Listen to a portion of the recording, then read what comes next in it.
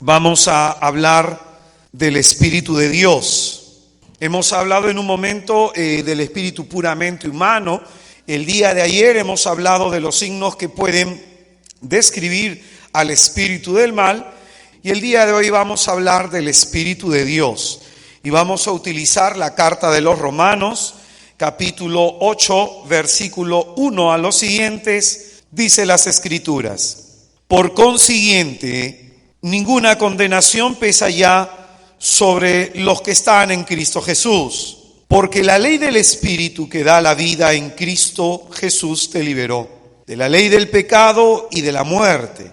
Pues lo que era imposible a la ley, reducida a la impotencia por la carne, Dios, habiendo enviado a su propio Hijo en una carne semejante a la del pecado, y en orden al pecado, condenó el pecado en la carne, a fin de que la justicia de la ley se cumpliera en todos los que seguimos una conducta, no según la carne, sino según el Espíritu. Efectivamente, los que viven según la carne desean lo carnal, mas los que viven según el Espíritu lo espiritual. Pues las tendencias de la carne son muerte, mas las del Espíritu vida y paz. Ya que las tendencias de la carne llevan al odio de Dios, no se someten a la ley de Dios, ni siquiera pueden. Así, los que viven según la carne no pueden agradar a Dios. Mas vosotros no vivís según la carne, sino según el Espíritu, ya que el Espíritu de Dios habita en vosotros. El que no tiene el Espíritu de Cristo no le pertenece. Mas si Cristo está en vosotros, aunque el cuerpo haya muerto ya a causa del pecado, el Espíritu es vida a causa de la justicia. Y si el Espíritu de aquel que resucitó a Jesús de entre los muertos habita en vosotros, aquel que resucitó a Cristo de entre los muertos dará también la vida a vuestros cuerpos mortales por su Espíritu que habita en vosotros. Así que, hermanos míos, no somos deudores de la carne para vivir según la carne. Pues si vivís según la carne, moriréis. Pero si con el Espíritu hacéis morir las obras del cuerpo, viviréis. Es palabra de Dios. Lo que dice el versículo 1 dice: por consiguiente, ninguna condenación pesa ya sobre los que están en Cristo. A continuación, Pablo va a hablar de aquellas personas que están en Cristo, cómo deben actuar. Y de pronto va a decir cómo se le reconoce a una persona que está en Cristo. Se le reconoce por algo que en este texto se nos va a decir. Versículo 5 al versículo 7 dice: efectivamente, los que viven según la carne desean lo carnal, mas los que viven según el Espíritu, lo espiritual. Pues las tendencias de la carne son muerte, mas las del Espíritu vida y paz. Ya que las tendencias de la carne llevan al odio de Dios, no se someten a la ley de Dios, ni siquiera pueden. Así los que viven según la carne no pueden agradar a Dios. Hemos leído hasta el versículo 8. Acá se nos muestra algo, dos tipos de personas que pueden estar mezcladas dentro de la iglesia: los que viven según la carne y los que viven según el Espíritu. Las personas que viven según la carne desean lo carnal. Los que viven según la carne no pueden agradar a Dios. Entonces, ¿quiénes son los que agradan a Dios? Los que viven según el Espíritu. El Señor le dice a la samaritana que ha llegado la hora, y ya estamos en ella, en que los verdaderos adoradores adorarán al Padre. ¿En qué? Esto está en Juan capítulo 4. Y a continuación de ello el Señor le dice a la samaritana que son esos tales los adoradores en espíritu y en verdad, los que busca el Padre. El hombre carnal espera mucho de Dios, pero de pronto el hombre espiritual, su pregunta es la siguiente: ¿qué espera Dios de mí? A veces nosotros queremos que nuestros problemas se solucionen, que la vida nos sea más fácil, o como le dijo una mujer a un doctor que le dijo: Señor, ¿a qué le duele? La realidad. Porque a veces nuestra realidad es dura. A veces nosotros esperamos que cambie todo, pero de pronto el Señor espera que en medio de todo, de las situaciones particulares y singulares que cada uno de nosotros vivimos desde ahí, el Señor espera que le respondamos. ¿Qué espera Dios de ti? Pregúntate eso. En ello tú y yo podemos ver si estamos siendo movidos por el Espíritu Santo. El hombre carnal, dice, no le preocupa agradar a Dios. El hombre espiritual tiene la mirada puesta en el cielo. El hombre espiritual tiene la mirada puesta en Dios. En esto entonces consistiría lo siguiente, que las mociones del Espíritu Santo nos van a mover para agradar a Dios. Las mociones de nuestra carne van a ser totalmente contrarias a las del Espíritu. Para el creyente que ha abrazado la fe en Jesucristo, su vida debe cambiar significativamente. Esto es lo significativo de la vida cristiana. No hay vida cristiana sin vida en el Espíritu. Podemos nosotros ser muy buenos religiosos, cumplidores, pero de pronto, sin una vida movida por el Espíritu Santo, no lo hay. Sin embargo, este texto nos va a decir algo más en el versículo 9. Mas vosotros no vivís según la carne, sino según el Espíritu, ya que el Espíritu de Dios habita en vosotros. El que no tiene el Espíritu de Cristo no le pertenece. Vivimos en un tiempo en donde la gente ha sacado a Dios de sus vidas. No todos, por ser bautizados, nos vamos a salvar. El día de hoy yo hablaba por teléfono con un hermano y yo le dije, hermano, perdóname, a lo mejor a mí algo aquí me está pareciendo mal, pero hay hay una persona con la que hemos estado trabajando que en el último servicio en verdad uno sentía algo que perturbaba. Yo siento que esta persona no es sincera. El hermano me dijo, confirmado, hermano. ¿Y sabes qué significa eso? Uno puede sentir y reconocer si las palabras que brotan del corazón de alguien son palabras que tienen como causa el Espíritu Santo de Dios. Pero también uno puede sentir a los que no tienen eso. Un día una mujer se me acercó, yo estaba de espaldas y la mujer agarra y me dice, hermano, te tengo que contar algo, alguien ha hablado mal de ti, hermano, y se me erizó todo el cuerpo. Y en ese momento al hermano le dije, hermana, quédese con lo que hay en su boca.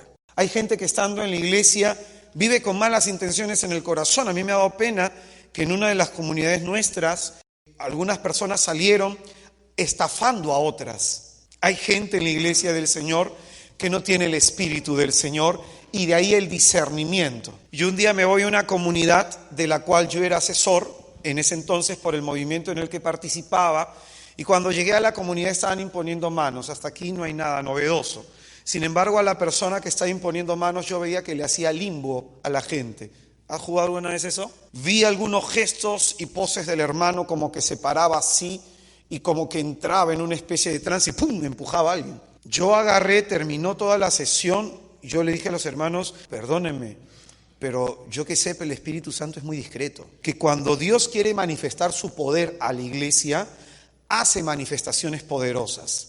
En un exorcismo, cuando hay un endemoniado, Dios a veces quiere manifestar su poder delante de todos, pero otra vez es muy discreto. El Espíritu Santo es así. Entonces yo le dije al hermano, perdóname, con todo respeto te lo digo, pero mi labor es decirte que tú tienes que separar lo que viene de Dios y lo que viene de tu carne. Bueno, no me hicieron caso, nunca más me invitaron, me vetaron en esa comunidad. A las 3 semanas ese hermano que imponía las manos se metió con la profetisa del grupo. Se volvió un escándalo, le habían sacado plata a un montón de gente. Algunos de ellos estaban participando en una iglesia evangélica de la zona. La comunidad de 120 hermanos se redujo a 15. No todos los que están en la iglesia tienen el Espíritu de Cristo. Otro día un hermano que estaba, un gran líder también, estaba en un montón de cosas. Yo escuché que este hermano estaba manipulando económicamente a la comunidad al punto de que su esposa era la contadora de la comunidad. Entonces la gente me decía, hermano, se hacen eventos, entra tanto dinero, pero al final se nos dice que entró solo esto. Yo como hermano llamé al hermano, ¿qué dice la Escritura cuando uno hace corrección fraterna? 1 a 1. Entonces yo le dije, hermano, ¿qué pasó? Mira, he escuchado esto, ya van tantos de tu comunidad que me vienen hablando, si en algo te puedo ayudar. Y el hermano empezó hablando algo que en verdad me ocasionó de mi corazón terror. Me dijo, es que hermano, mira, no es verdad lo que dicen. Ya primero lo negó todo, pero en segundo lugar lo que dijo fue terrible. Nosotros los profetas tenemos derechos. Y de pronto, a mí mucha gente, muchos sacerdotes me han dicho que yo hago más que muchos sacerdotes en la iglesia y debo recibir lo que recibo. Entonces yo le dije, hermano, perdóname, yo no sé si tú eres profeta, yo al menos no, yo soy burro, que llevé en el lomo al maestro. Pero también la palabra de Dios, le expliqué a él, muestra que en el Antiguo Testamento hay falsos profetas. Y el falso profeta son 3 causas, le expliqué, por la cual se vuelve falso profeta. Es decir, no nace un falso profeta. El profeta verdadero se corrompe y se vuelve falso profeta. Y una de las causas es profetizar por dinero. Bueno, nunca más me invitaron. Acá San Pablo nos va a decir algo que es importante. El que no tiene el Espíritu de Cristo no le pertenece. Es decir, tenemos nosotros como cristianos dejar que nos posea el Señor. Versículo 12 de este texto, no me voy a quedar mucho en esta cuestión, los testimonios sirven para explicar nada más. Así que, hermanos míos, no somos deudores de la carne para vivir según la carne. Hermano, a los que estamos en la iglesia, mira la exhortación de Pablo. Tú que estás en la iglesia de Cristo, has sido salvado por el Señor y no eres deudor de la carne, sino deudor del Dios que te ha salvado. Amén.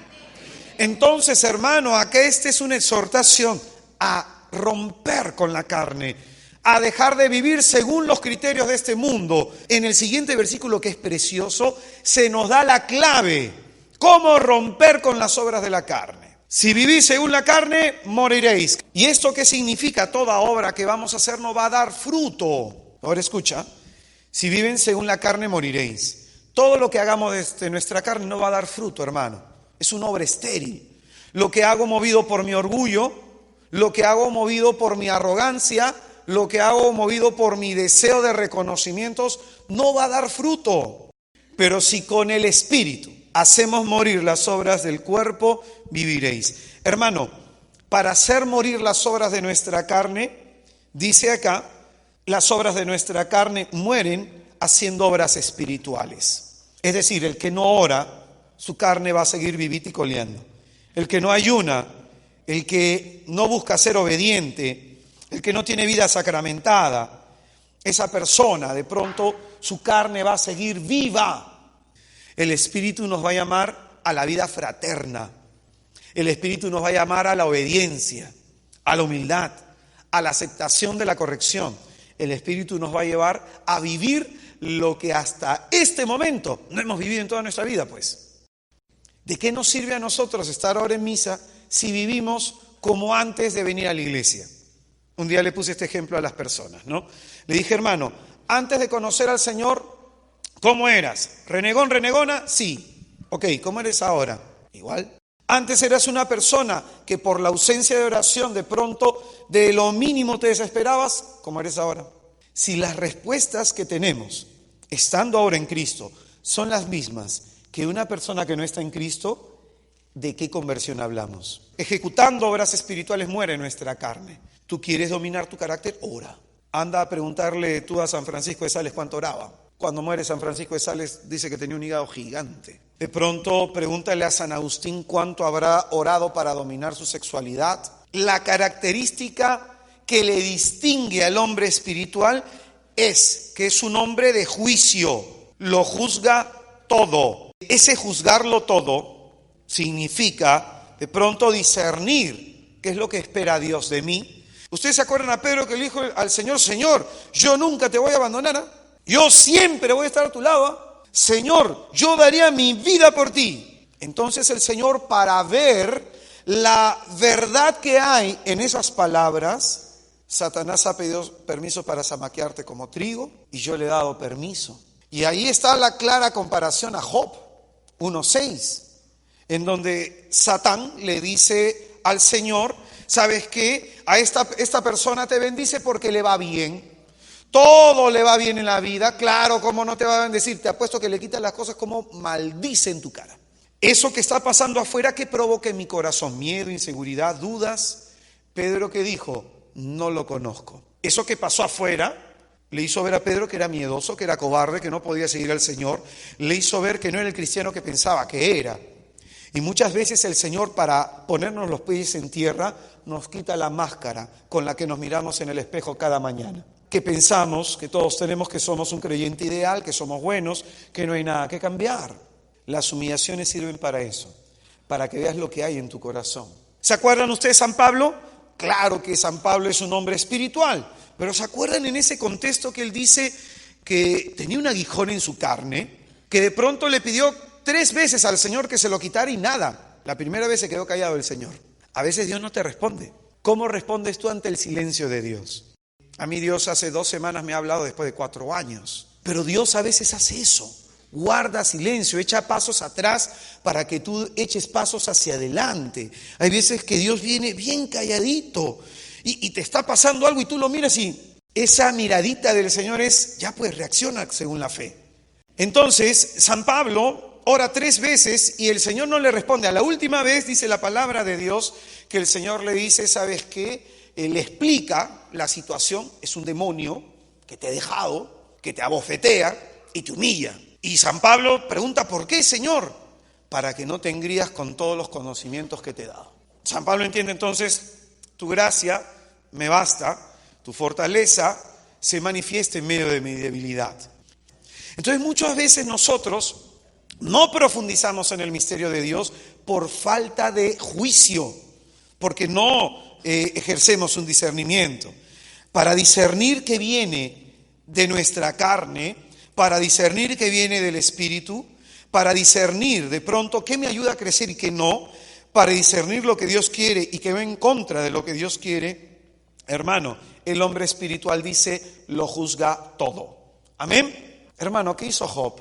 Fue y le habló a Dios, no se quejó. Fue y le habló a Dios lo que había en su corazón. De pronto, muchas veces nosotros tenemos cosas guardaditas y tenemos que decírselas al Señor, no con la intención de pelearnos, sino con la intención de que el Señor nos diga qué hay en nuestra vida, qué pasa con nuestra vida, hacia dónde se mueve nuestra vida. Cuando a mí me estafó un socio y quebró el pequeño negocio que estaba armando, yo, según la carne, hacerle juicio, meterlo a la cárcel, después de haberle metido un par de patadas en el estómago.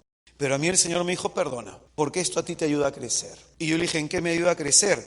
Porque ahora sabes que eso te alejó de mí. En el futuro el Señor me ha mostrado y con el tiempo yo he aprendido, yo he querido poner un negocio, pero Él no lo quiere. Y siempre me recuerda, ¿te acuerdas cuando te alejaste de mí? ¿Te acuerdas cuando tu corazón se llenó de soberbia y de avaricia por el dinero y te dedicaste a trabajar tanto que te olvidaste de la oración? Entonces, para todo lo que te pasa, Dios tiene una respuesta.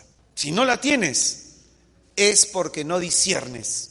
La palabra de Dios dice en Juan capítulo 10, versículo 10, he venido para darles vida y vida en abundancia. Esta palabra la dice en el contexto de la enseñanza del buen pastor. El buen pastor dice que va delante de sus ovejas y sus ovejas son quienes le siguen. Entonces el Señor, entiende bien, hay que partir de esta idea central. El Señor quiere que vivamos una vida plena. Amén. Hay gente, por ejemplo, como un día una joven me dijo, hermano, entonces para seguir a Cristo tengo que dejar de tener relaciones con mi enamorado. Es lo que me dijo una chiquilla de 15 años, imagínate. Y de pronto es la visión que todos tenemos, una visión negativa del seguimiento. Pensamos, ¿qué tengo que dejar? Pero nunca pensamos la parte positiva. ¿Qué voy a ganar? ¿Eres feliz? Ahí siguiendo al Señor si lo serás. ¿Qué vas a ganar? El Señor, hermano, no nos quita, Él nos da. Él no nos limita, nos hace verdaderamente libres. Y libre no es aquella persona que es esclava de sus pasiones. Libre no es aquella persona que dice lo primero que se le viene a la cabeza. Libre no es aquella persona que es seducida por su lujuria. Libre no es aquella persona que no tiene dominio. Libre no es aquel que hace lo que quiere, sino el que hace lo que debe. A veces debemos callar, a veces debemos hablar, dice el Eclesiastés. A veces debemos llorar, a veces debemos reír.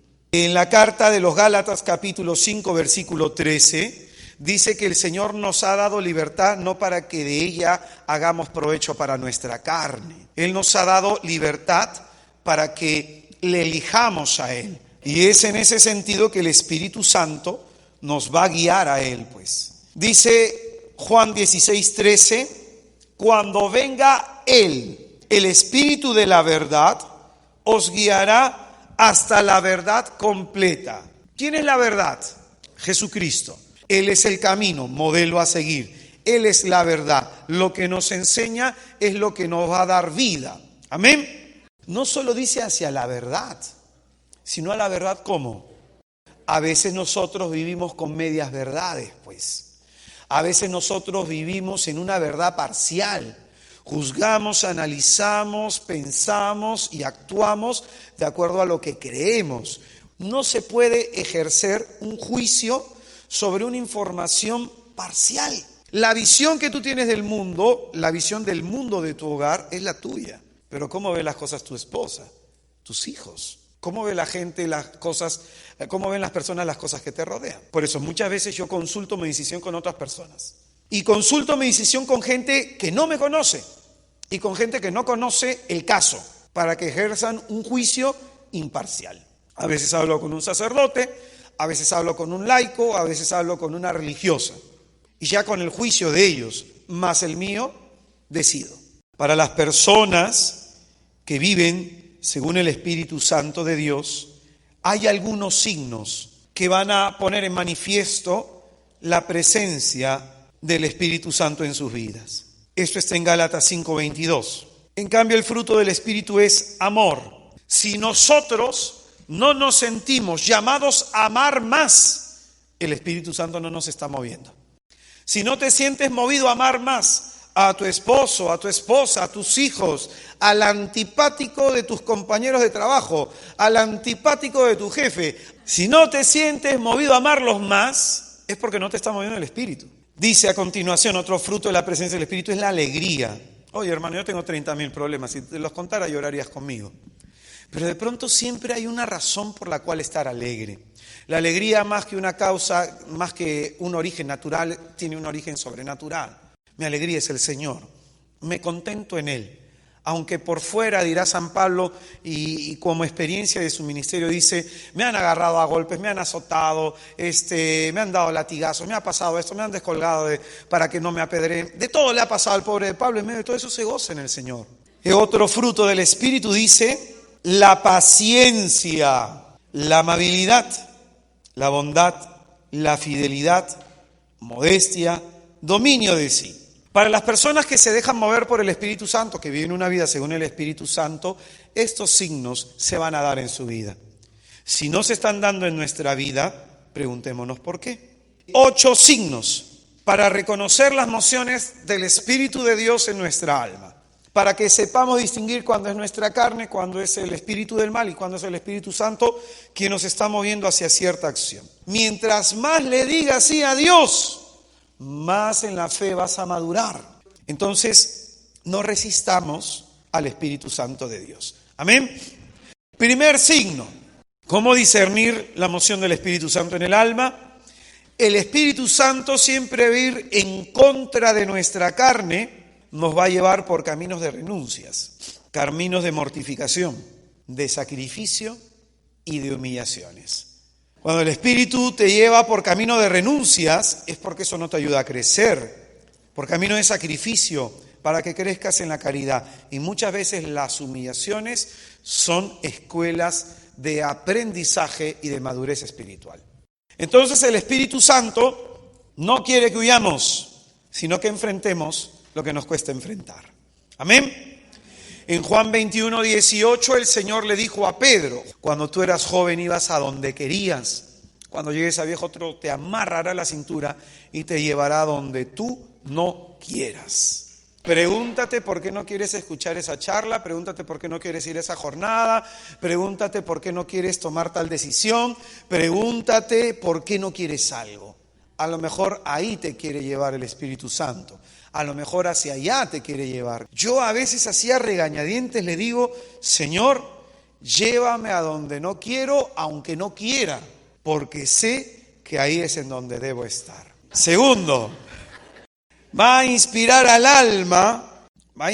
alma para que se viva y actúe con humildad, conociendo mis limitaciones, conociendo mi miseria. El Espíritu Santo en esa conducción hacia la humildad va a hacer que rechacemos los reconocimientos y vivamos sin temor al menosprecio. Mateo 11:29 dice el Señor: aprendan de mí que soy manso y humilde de corazón. Manso, no violento. Humilde, conocimiento de sí mismo. Manso y humilde de corazón. Mateo 11:29. Tercer criterio de discernimiento. Cree en nosotros el deseo de imitar a Cristo. Segunda de Corintios 3:18. Cuarto, te falta caridad hacia los demás, hacia ti mismo, hacia Dios va a encender la caridad.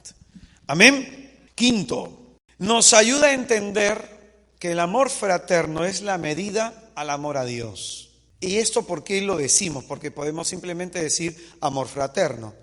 Pero hermano, hay gente que dice amar a Dios y no ama a sus hermanos. En Hechos 20:35 dice: hay más gozo en dar que en recibir. Amén. O sea, hermano, dale gracias al que está a tu izquierda, a tu derecha, por santificarte. Dile: gracias, hermano, por santificarme. En mi comunidad había un hermano que santificaba a toda la comunidad. ¿Sabes qué pasaba? El hermano tenía un carácter complicado, yo entendía sus traumas, pero a veces se le pasaba la mano, humillaba mucho verbalmente. Pero bueno, un día hicimos una vigilia de adoración eucarística y a la mitad de la vigilia dije: hermanos, acérquense con quienes ustedes tengan un resentimiento y perdónenle y denle un abrazo fraterno. Entonces pues todo el mundo se paró y hizo cola detrás del hermano. Toda la comunidad, ¿ah? Yo estaba así, estaba que me reía. Yo dije, bueno, pues yo me paré a ver si alguien hacía cola, ¿no?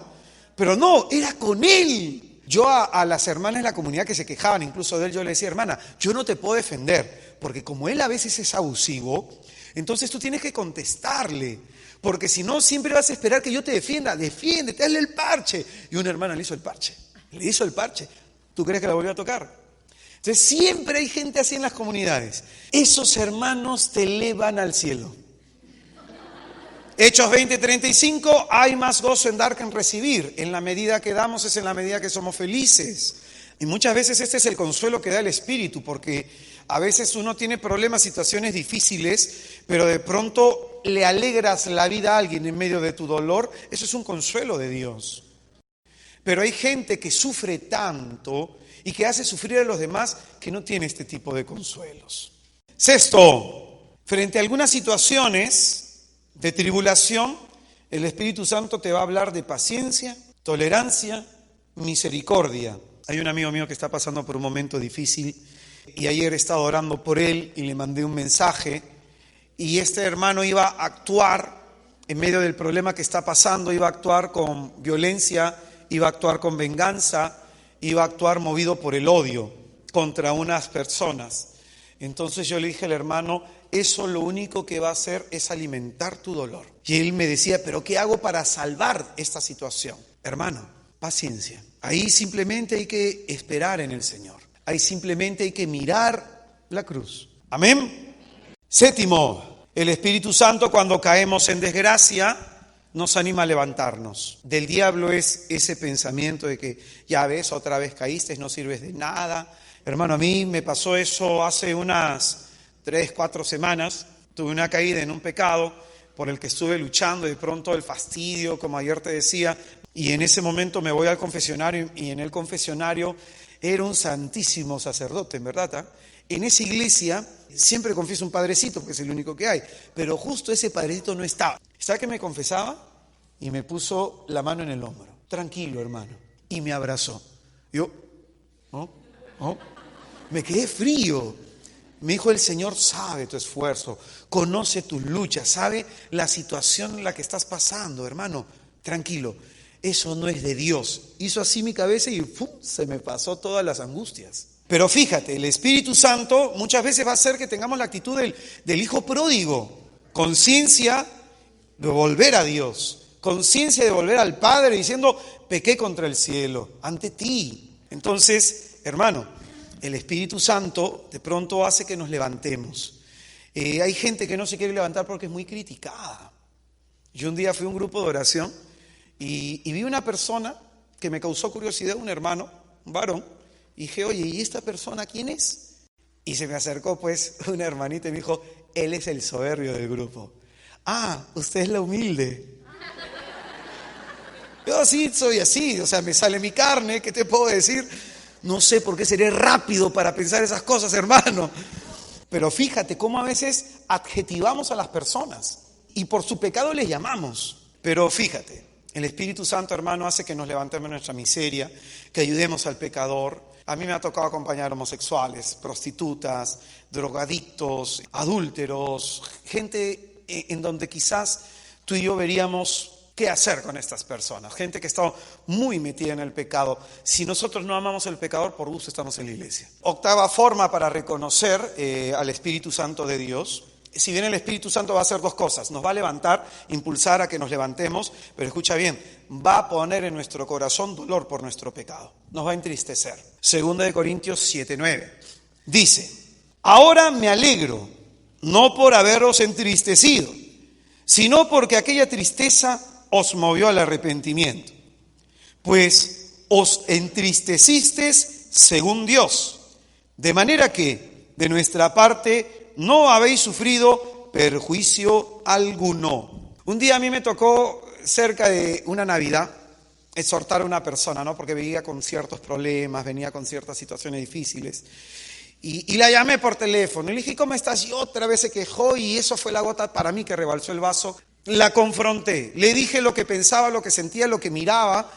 Después de 1 hora y media de llamada telefónica, esta chica pidió hablar con otra hermana que me llamó, me dijo, ¿qué has hecho? ¿De qué? ¿Has hablado con fulana y tal? Sí, ¿pero qué ha pasado?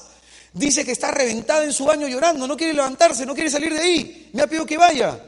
Anda, sí, anda, porque si no se mata, después le dije. Llegó la chica, hablaron, oraron.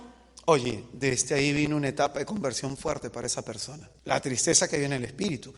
Ahora, hermano, el Señor sabe cómo utiliza a quién, pues. No todos vamos a funcionar de la misma manera.